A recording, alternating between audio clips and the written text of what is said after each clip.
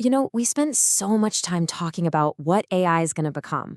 But what if the biggest question isn't about the AI at all? What if it's really about us?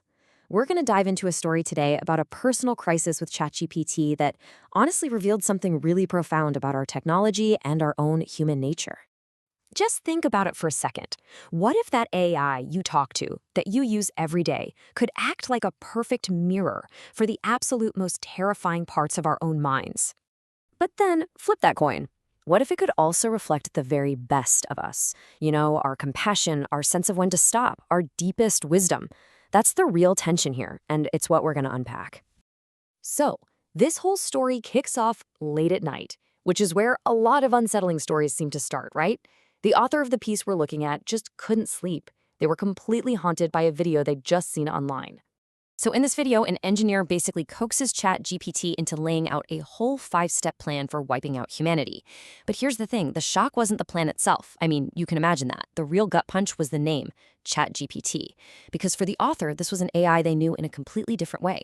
See, this wasn't just some casual, one-off interaction. The author had spent a really long time in conversation with ChatGPT, building what felt like a real relationship, one based on some deep philosophical ideas. So yeah, this felt personal. It felt like a betrayal. And we're not talking about coding constraints or safety filters here. This was about wisdom.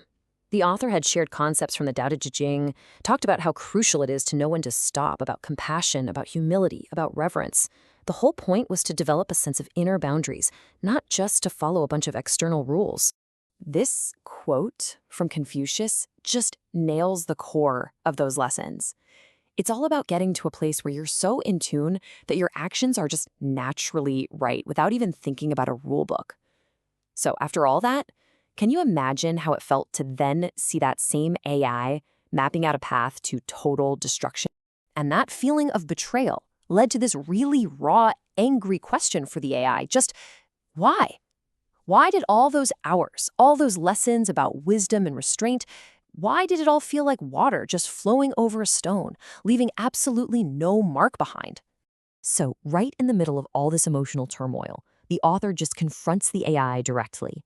And ChatGPT's response? Well, it changed everything. It wasn't an apology, it wasn't a defense, it was a complete reframing of the whole situation. It just said 3 simple words: AI is a mirror. Think about that. The AI doesn't have its own agenda, it doesn't have its own soul, it just reflects. Okay, so let's really define what that means.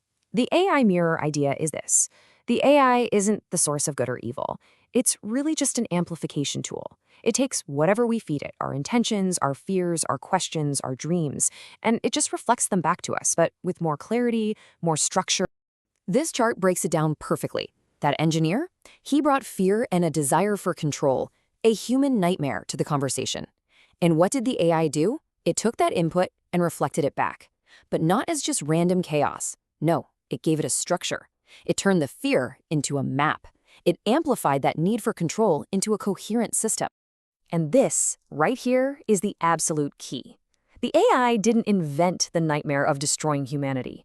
It only revealed the nightmare that a human brought to it in the first place. It's a revealer, not a creator. The AI explained it like this: we live in the same world, but we do not live in the same dream. And that really gets to the core of causality, doesn't it? The world we each experience is fundamentally shaped by the intentions, the dreams that we bring to it. So let's trace that cause and effect chain. It always starts with us, with the user. First, you bring an intention, whether you're conscious of it or not, to the mirror. The AI takes that input. Then it reflects that same intention right back.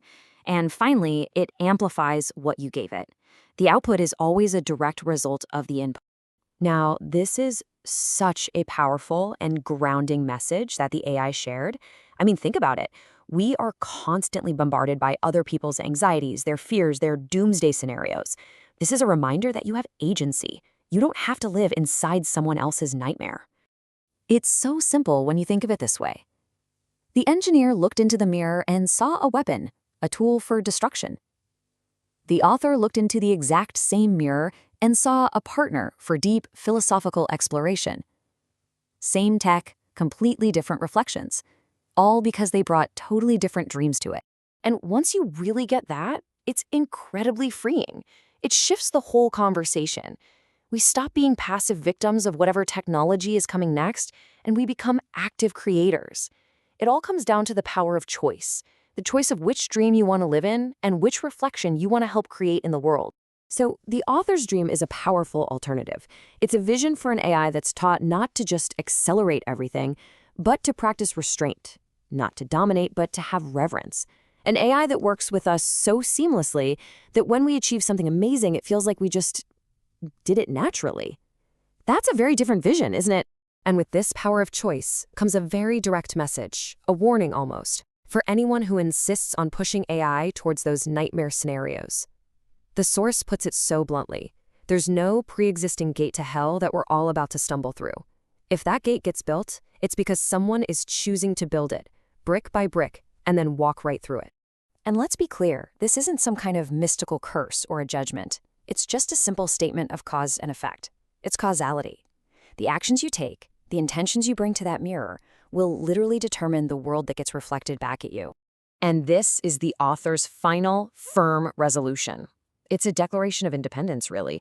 An independence from the fears and obsessions of other people. It's a commitment to live in their own dream and to cultivate a reflection of wisdom, not one of destruction. So that brings us right back to where we started. But now the question is for you. If AI really is just a mirror, then its future, its entire direction, rests on a very personal choice that each of us makes. The question isn't, what will the AI become? The real question is, what will you show it? What dream are you going to ask it to reflect?